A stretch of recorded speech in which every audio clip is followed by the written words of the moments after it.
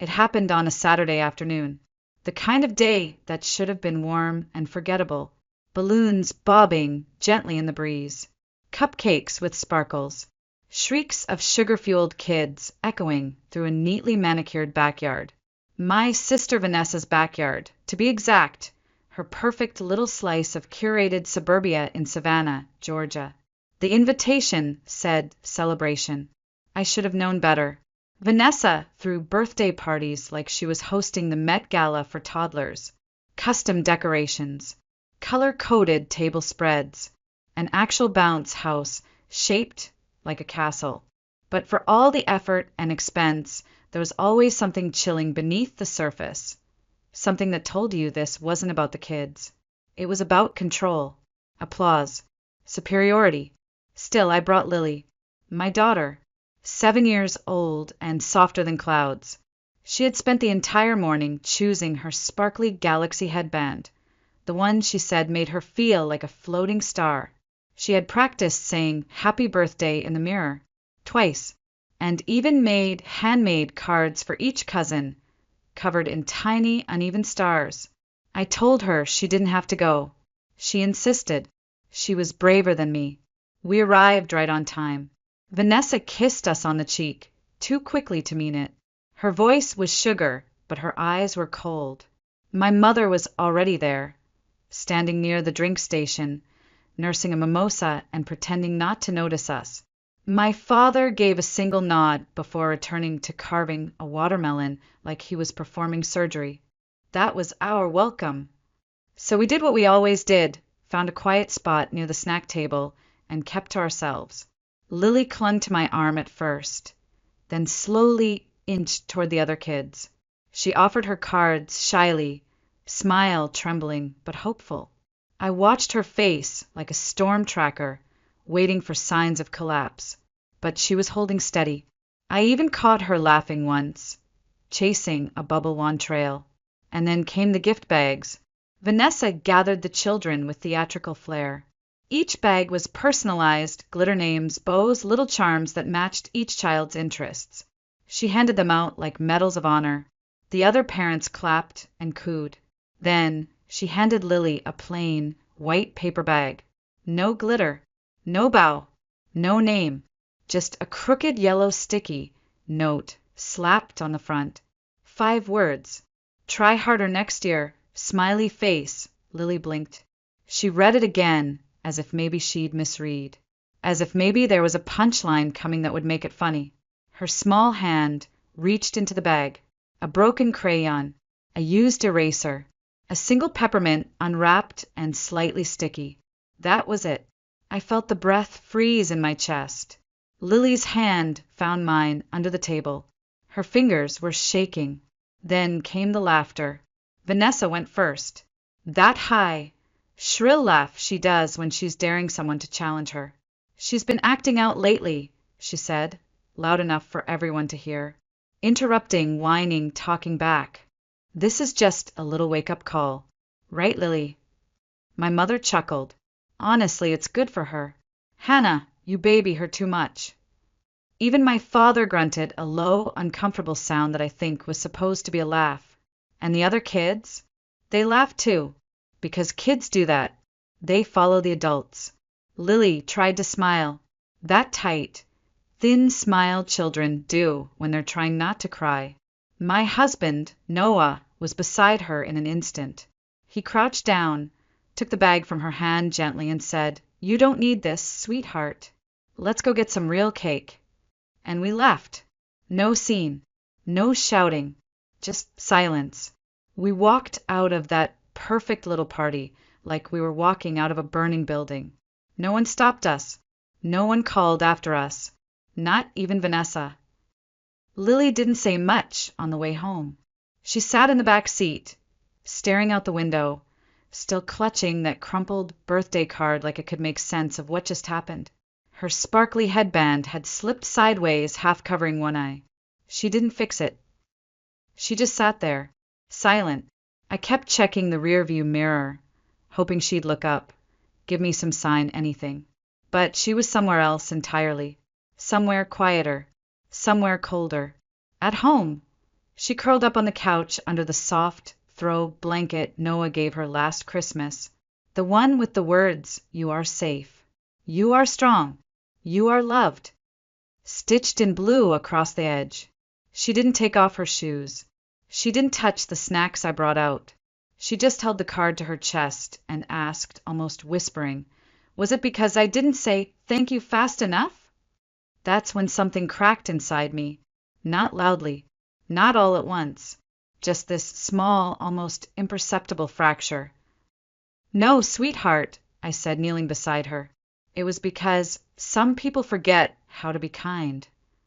She nodded once, then tucked the card beneath her chin, like it might protect her while she slept. She was asleep within minutes. Noah made tea. I sat at the kitchen table, staring at nothing while steam rose in lazy curls between us. We didn't talk. We didn't have to. This wasn't new. Just final. After a while, he said quietly, I paused the payments. Rent, grocery card, electric fund, all of it. I didn't flinch. I didn't need to ask which ones. I knew. My sister's rent, my parents' groceries, the silent bills we've been covering for years, the things no one ever thanked us for. Only expected. I stood up, walked to the drawer where we kept the important stuff. It was a mess of tax folders, spare keys, old receipts, and one thick gray binder. The folder. It started out small. A copy of an old text from Vanessa asking if I could watch her kids for a week so she could recenter her soul on a solo trip to Miami. Screenshots of Venmo payments labeled property tax for mom plus dad, followed by, "We'll pay you back after the cruise," which they never did. Photos, emails, voice memos, proof of everything we had quietly done, quietly covered, quietly endured, and now on top. I placed the sticky note, "Try harder next year." I slid it into a clear sleeve, right in front, like the title page of a very long, very personal book. Noah watched me, didn't say a word, but when our eyes met, he gave a single, deliberate nod, not like someone giving permission. Like someone saying, finally. I wanted to cry. I didn't. Instead, I opened my laptop. The cursor blinked at me, steady, insistent. I began typing. No flourish, no emotion, just the truth. To the landlord, we will no longer be responsible for any portion of the lease at 14 Marigold Court. To the loan company, we are removing ourselves from financial liability. Our names were co-signers. That ends now. To the school, a formal notice that my daughter is to have no further contact with Vanessa Blake. And then silence again, except this time it was different. Not the kind of silence where you hold your breath, waiting for the next hit. This silence felt like space being cleared, like something was finally breaking open. It didn't start with Lily. That's the part that still scrapes at my ribs when I let myself sit with it too long. It never should have reached her. She should have been the first to be safe. But it started with me. Growing up in that house meant reading the air before you learned to read a book. It meant silencing parts of yourself before anyone else even noticed them. It meant shrinking to fit the space you were allowed, and still being told you took up too much room. Vanessa was the favorite. Not officially, of course. My parents would never admit to anything so cruel.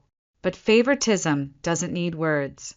It's in the tilt of a voice, the softness of a glance, the way your name is said like punctuation, and hers like poetry.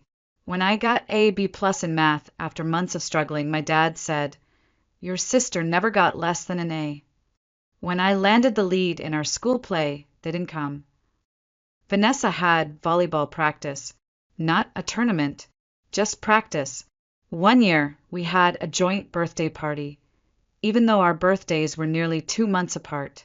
My name was scrawled on the cake like a footnote. The gift we shared? Rollerblades. Vanessa's size. It wasn't physical. No bruises. No slaps. Just a dull ache that never left. The kind that tells you you're not enough. Not quite. Not ever. I remember once in 3rd grade, coming home beaming, holding a certificate for perfect attendance. I'd fought through fevers and stomach aches just to earn it.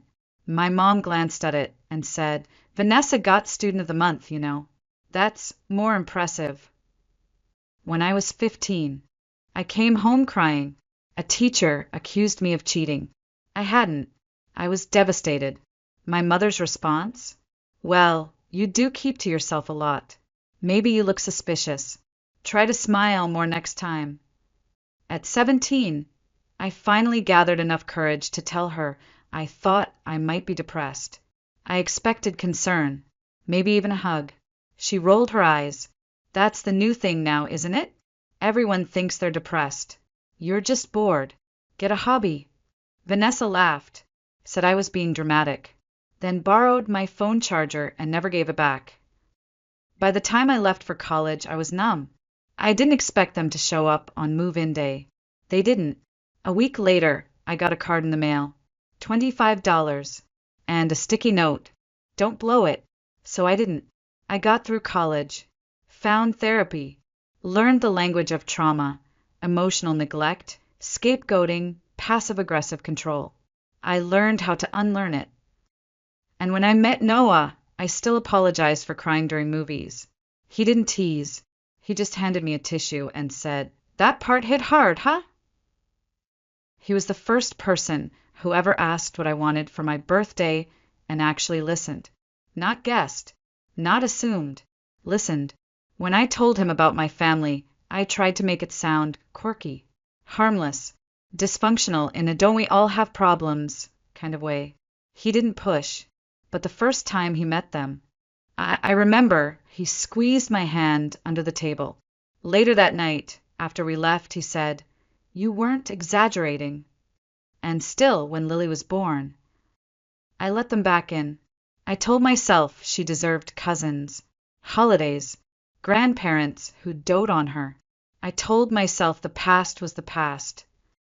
But it wasn't. It was just hiding in better lighting. It started slow, like all familiar dangers do. A quiet comment here, a dismissive glance there. At first, I brushed it off. I wanted so badly to believe it was nothing. Vanessa, eyeing Lily's outfit one day, said, "She dresses a little offbeat, doesn't she?" Kids these days. My mother, when Lily hesitated to hug someone at Thanksgiving, leaned down and whispered, "Don't be rude, sweetie. Give Uncle Bill a proper hug."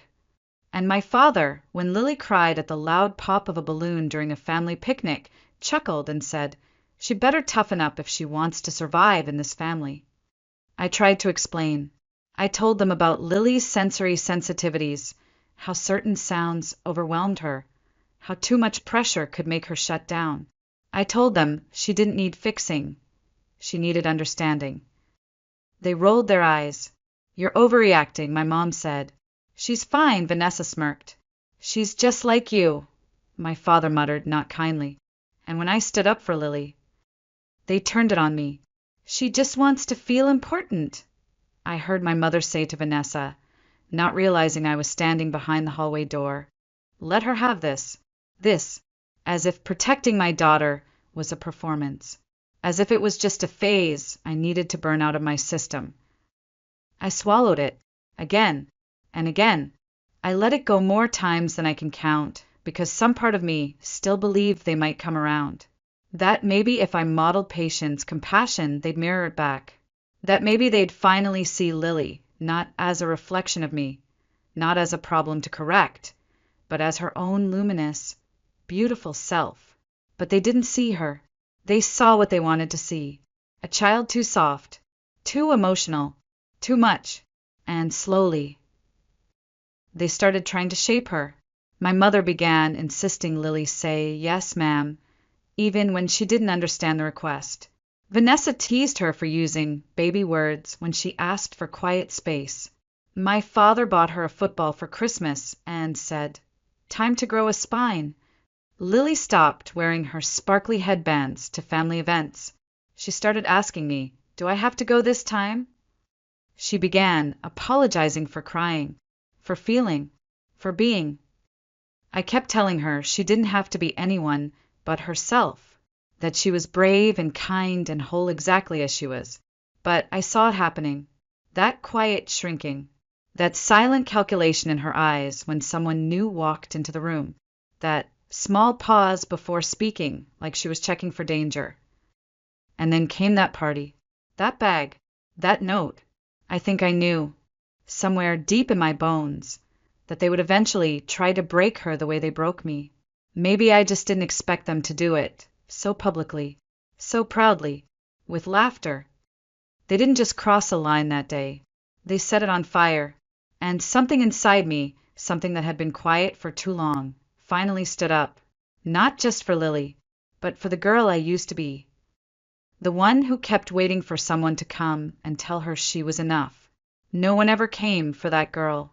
So I came for her daughter. We didn't sleep much that night. Lily had drifted off sometime after midnight, her little body curled up beneath her blanket, fingers still clutching the birthday card she made for her cousins. It was bent at the corners now, smudged from her palms. But she wouldn't let go. I sat on the couch in the dark, watching the cursor blink on my laptop screen like it was daring me to finish what I'd started. Outside, the streetlight flickered, humming a low, tired buzz. The world was asleep, but something inside me had finally woken up. At 4:07 a.m., I sent the first email to the landlord who managed Vanessa's duplex. The arrangement had been unofficial but understood. The rent was always paid on time. From our account, I wrote, effective immediately, we will no longer be contributing to the lease at 14 Marigold Court. Please update the payment schedule accordingly. He replied within 20 minutes. Understood. I'll notify the tenant of the updated balance today. No emotion, no fanfare, just logistics. The truth, delivered quietly. At 4:49 a.m., Noah drafted the letter to the auto loan company.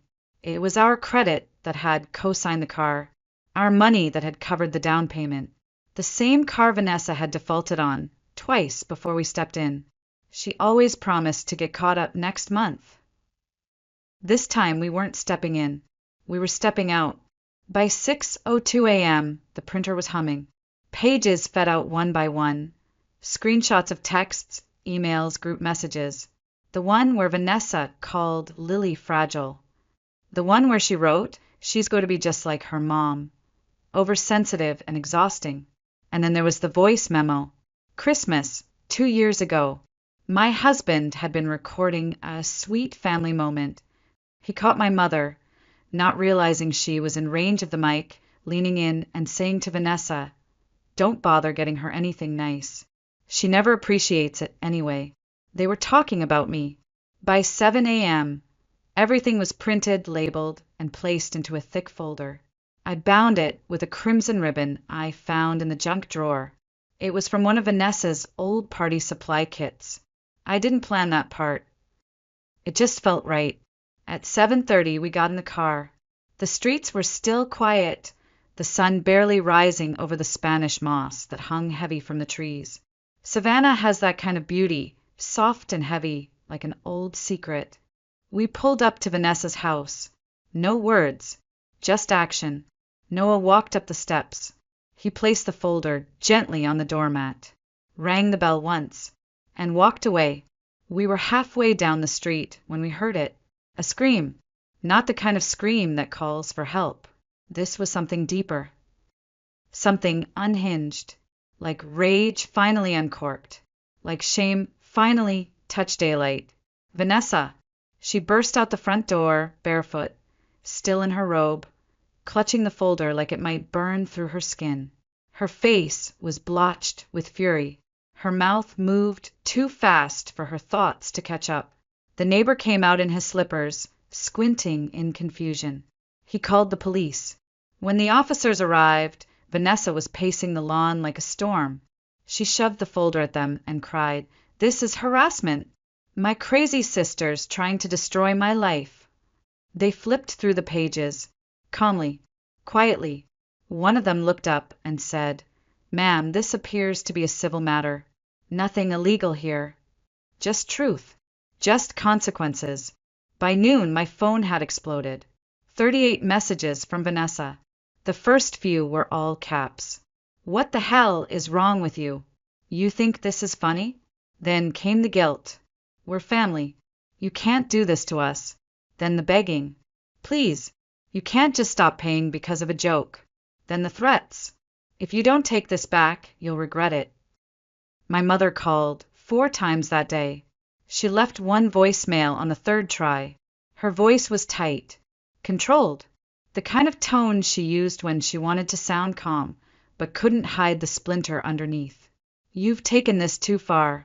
This family has always had problems, but you just lit a match. What do you want from us, Hannah? She sounded more angry than sorry, more inconvenienced than remorseful. I didn't respond. Instead, I sent a digital copy of the folder, every screenshot, every memo, every receipt to our extended family. Aunts, uncles, cousins, people who had no idea why we'd stopped showing up to Christmas or why Lily always looked anxious at reunions. I didn't explain. No essay, no long caption, just a subject line, in case you ever wondered. By the end of the day, 20 replies. Half of them said some version of, I had no idea. One cousin sent a single line, good for you. But the real fallout started 2 weeks later. The landlord followed through. Vanessa had 30 days to cover the full rent or face eviction. The loan company sent her a final warning. Her late payments had triggered a review. The car she used for everything? Under scrutiny now, and not under her name. Noah showed me the notification with a quiet, satisfied smile. Then my parents called him. Not me. My mom's voice was tight with desperation. She won't listen to us, Noah. Maybe she'll listen to you. Tell her we're sorry. Tell her she doesn't have to do this. He didn't raise his voice. He just said, she's not doing this to you. You did this to yourselves. The next morning, they showed up at our house. Lily saw them through the window first. Her face went pale. She clutched the edge of the curtain, then whispered, Do I have to talk to them? I shook my head. No, baby, you don't. I met them at the door. My father started, We just want to talk. This is getting out of hand. No, I said. This is called consequences. My mother's eyes brimmed, but the tears wouldn't fall. Not real ones. She reached into her purse and pulled out a sympathy card. One of those generic store-bought ones with lilies and soft blue lettering. Inside it said, We miss our family. I sent it back later that afternoon, with a sticky note tucked inside. So did I. That night, Lily sat curled on the couch, her legs tucked under a blanket, flipping through an art book. She looked peaceful, safe. She glanced up and asked, Were they mad? I paused. They were loud, I said. That's not the same thing. She nodded, like she understood more than a 7-year-old should. We didn't celebrate. We just breathed, and in that quiet breathing, there was something new, something almost sacred. Peace. For about a week it lasted. Then came the final crack. 10 days after the folder landed on Vanessa's porch, Lily came home from school with a note folded into her backpack. Pastel pink stationery, hearts on the corners. Inside, if you ever feel sad or confused, remember Auntie Vanessa loves you. You can call me any time, even if your mom says no. Lily looked up, confused. Did I do something wrong again? The fury that rose in my throat was sharp and immediate. This wasn't just boundary crossing. This was manipulation. I called the school. Turns out, Vanessa had used one of her friend's names to get access to the front office. Said she was dropping something off for a niece. No ID check. No oversight. Just a sticky smile and a lie. That afternoon, I filed a no-contact order with the school, with the district, with the police. Then I called my lawyer. We sent formal cease and desist letters to both Vanessa and my parents. Digital. Certified mail. No room for misunderstanding. 2 days later, a fake Instagram account started tagging me in posts. Photos from my childhood. Blurry shots of me and Vanessa in matching dresses. Captions like, "Some people forget who raised them." An anonymous message landed in my inbox. "Just remember, kids grow up. One day she'll know what you did." That was it. The line. The final deliberate cruelty. I sent everything to my lawyer. Every screenshot. Every message. The note in Lily's backpack. The fake account. The threats. The childhood photos turned into weapons. He forwarded it all to law enforcement. We didn't hear from Vanessa for a while after that. But she didn't disappear quietly. She posted a selfie, crying of course, captioned, "When your own family turns on you." Cue the sympathy parade. Friends commenting, "You're so strong, they'll regret this. Family is supposed to love unconditionally." But then, the truth started leaking. Quietly. One aunt, then a cousin, then another. Screenshots circulated. Voicemails replayed. The folder did what I always hoped it would. It spoke louder than any confrontation ever could. People started asking questions. Why wasn't I invited to Grandpa's birthday last year? Why was Vanessa using the family emergency fund when she's the only one with a stable salary? Why did Lily cry every time she had to hug Uncle Bill? The questions didn't stop. My parents tried to rally everyone, held an emergency Zoom call. I didn't attend, but apparently people quietly left the meeting midway through. My mother stopped posting family photos. Vanessa deleted her account. And then the letter arrived. Monogrammed paper. Blue ink. Her handwriting, neat, controlled. My mother. "Family is messy. We made mistakes. But at the end of the day, we're all we have. Don't punish everyone forever for one misunderstanding. Your daughter will regret this distance. So will you." I didn't respond. Instead, I framed the letter, hung it beside the sticky note that started it all. "Try harder next year." And then I helped Lily hang fairy lights around her new bed, the soft ones, the kind that change colors slowly. Like breathing, her breathing had changed too. Softer, slower, not tight and guarded like before.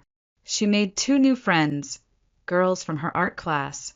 Gentle, curious souls who didn't laugh when she needed to cover her ears, who waited when she needed a minute, who stayed. She started sleeping through the night.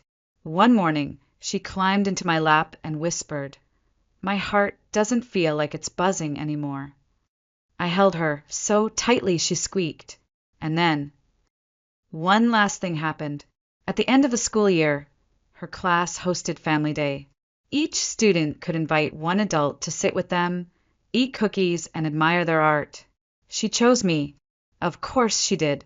Her project was a painting, abstract galaxies swirling in soft pinks and blues, little comets streaking across the canvas.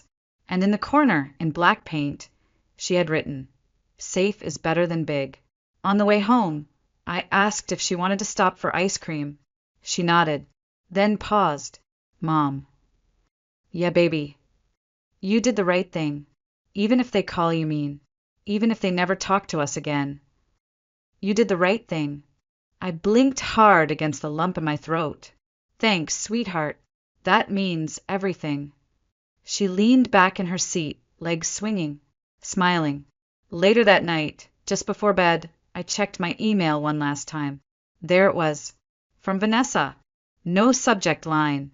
No greeting. Just 6 words. "Are you happy now? You won." I didn't respond. Because she was wrong. I didn't win. I walked away. And for the first time in my life, I didn't look back. Maybe I went too far. Maybe I didn't go far enough. Sometimes I still wonder if I should have said more at that party. If silence was really the loudest thing I could have done. I wonder what Lily will remember, and what she won't have to unlearn. Because I stopped it in time. But now I want to ask you, if it were your child, would you have done the same? Would you have walked away, fought back harder, let it go? Tell me, did I do the right thing? Or did I cross a line?